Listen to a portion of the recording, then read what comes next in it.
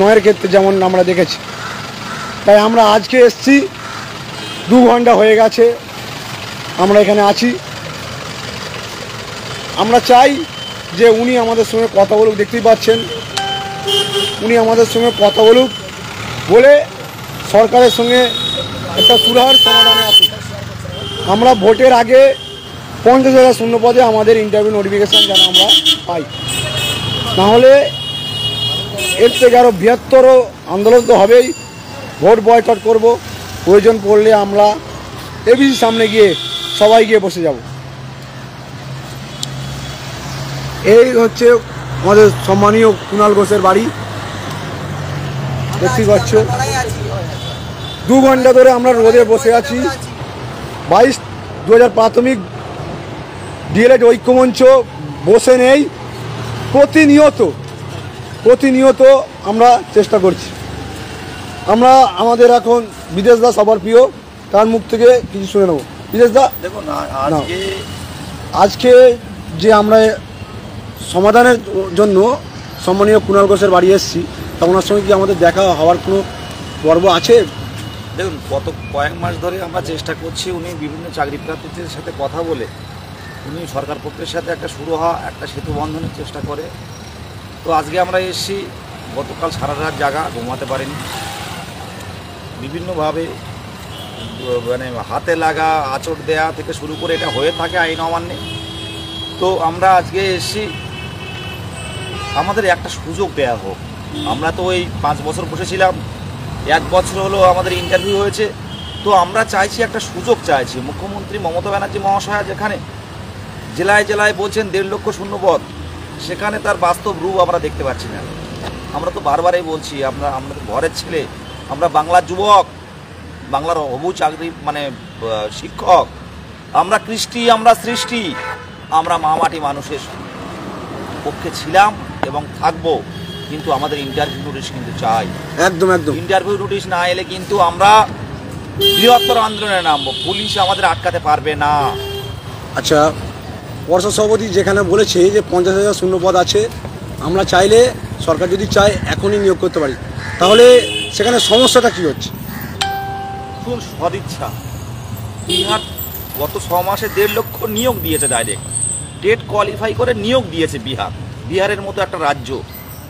সেখানে বাংলা শুধু মঞ্চেই বলে যাচ্ছেন যে 1.5 লক্ষ শূন্যপদ আছে, আমরা নিয়োগ দিতে প্রস্তুত। কিন্তু 2 মিনিট সময় চাইছি আমরা, কুণালবাবুর কাছে এসে 2 মিনিট সময় চাইছি, সেটাকে নাকি ওনার ডিস্টার্ব করতে হবে। তাহলে আমরা বাংলার যুবক, বাংলার সৃষ্টি, বাংলার কৃষ্টি, বাংলার হবু শিক্ষক আমরা কোথায় যাব? কথা বলবে হ্যাঁ, কথা বলবে, আমরা চাকরি করি, একজন কথা বলবে, ফোন লাইনে আছেন, কে কথা বলবে? কুণাল ঘোষের সঙ্গে এই মুহূর্তে আমাদের ফোন লাইনে কথা বলার একজন এসছেন, আপনারা দেখতেই পাচ্ছেন। কুণাল ঘোষের সঙ্গে কথা হচ্ছে বিদেশদার,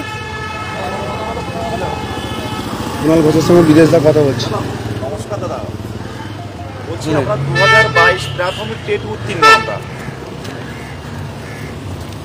হ্যাঁ, করুণাময়ীতে গেছিলাম। হ্যাঁ, ও কথাটা আমরা দেখেছি, আপনি বলেছেন। তো আমরা তো এই 2017 সাল থেকে 2000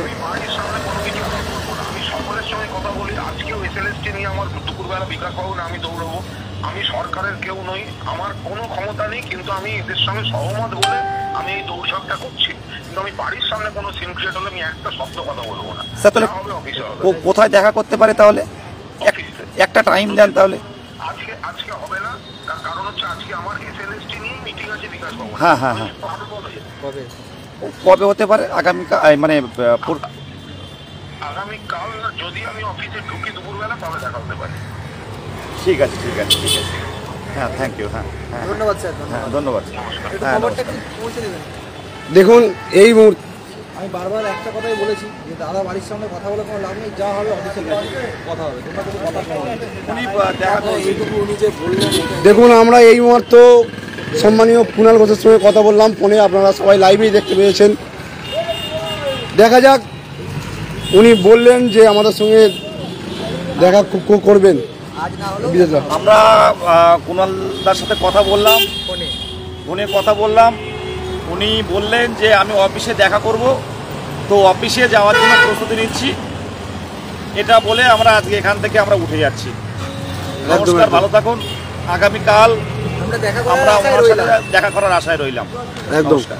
দেখতেই পাচ্ছ, একটু স্লোগান দাও, স্লোগান দাও। পোখর রোদে আমরা কিন্তু আছি। হ্যাঁ, লাইভ।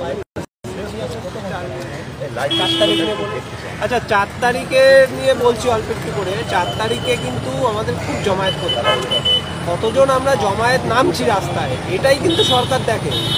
আমি 5-10 জন মিলে কোথাও গিয়ে হইহট্টগোল করে আমি মিডিয়াকে ডেকে নিয়ে এগুলো প্রচার হতে পারে, সেটার যেমন একটা দিক আছে, গুরুত্ব আছে, কিন্তু তার থেকে বেশি গুরুত্ব কিন্তু এই মিছিলেও আছে। মিছিলে জমায়েতটা বাড়াও, সবাই পারমিশন করা আছে, কোনো অসুবিধা নেই, সবাই আসো, মিছিলটায় জমায়েতটা বাড়াও। 4 তারিখে সবাই আসো।